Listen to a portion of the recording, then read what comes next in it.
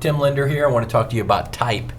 Type in motion graphic projects. Type as seen on mobile devices. There are different things that you're going to want to think about and consider if you're going to use typography inside your motion projects.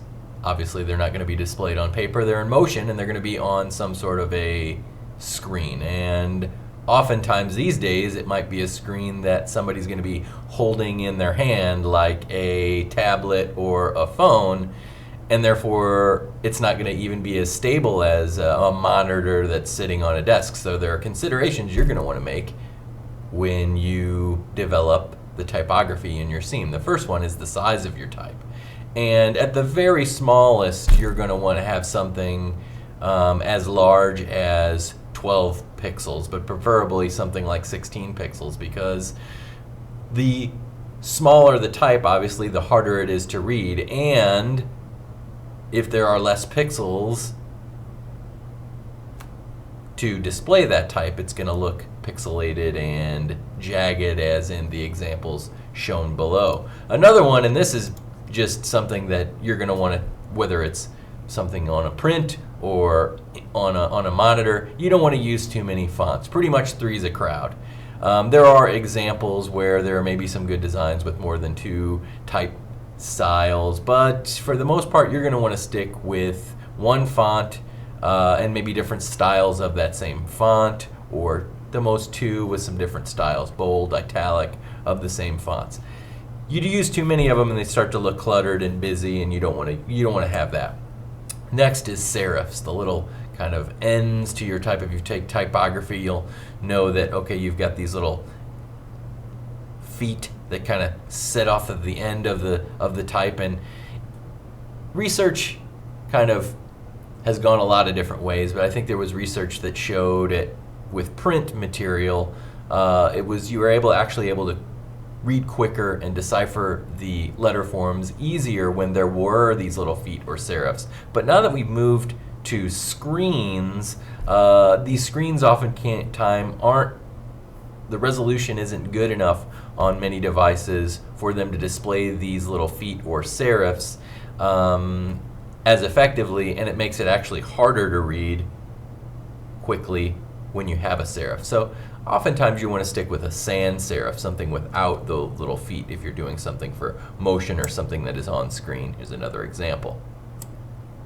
You don't want to use faux bold or faux italic. It's there. There may be some occasions where you're stuck. You may want to use it, but try to steer away from it. Usually, when you're in Photoshop or when you're in an Adobe application, if the type style has bold or italic option, you can choose it here. The person that designed that type style designed it for a reason, and they probably spent quite a bit of time, especially on some of these that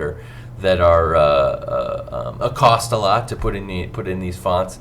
The designer has a bold version, and that can be chosen here. A faux version down here, if you choose, is basically forcing an extra pixel or 2 around the outside to make it bold, or skewing it a little bit to make it italic, rather than the actual designer's version of that italic or bold. So you usually want to steer clear of those.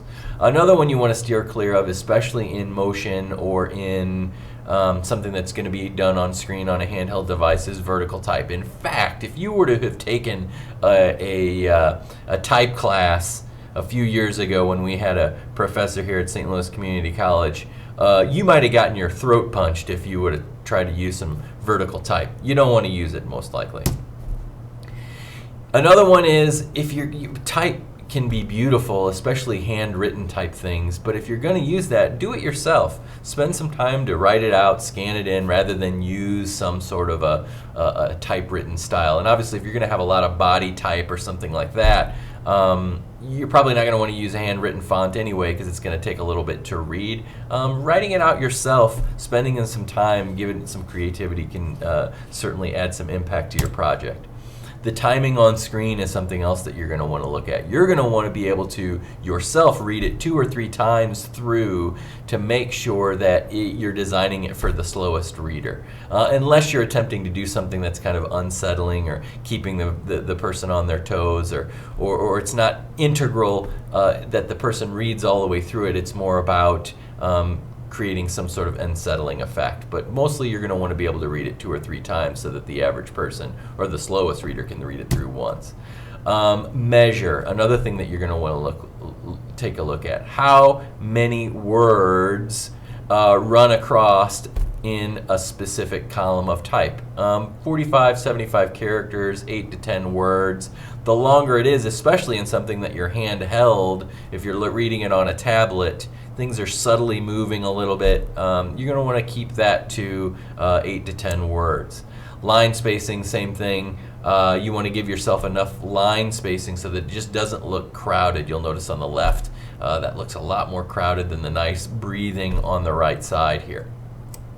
Nice breathing room. Another one is color. You don't want to use really highly saturated colors for the most part, especially in body copy. You want to steer away for the most part from using red on a black background. That's kind of the most difficult to be able to read, in fact, especially if there's some motion involved with that.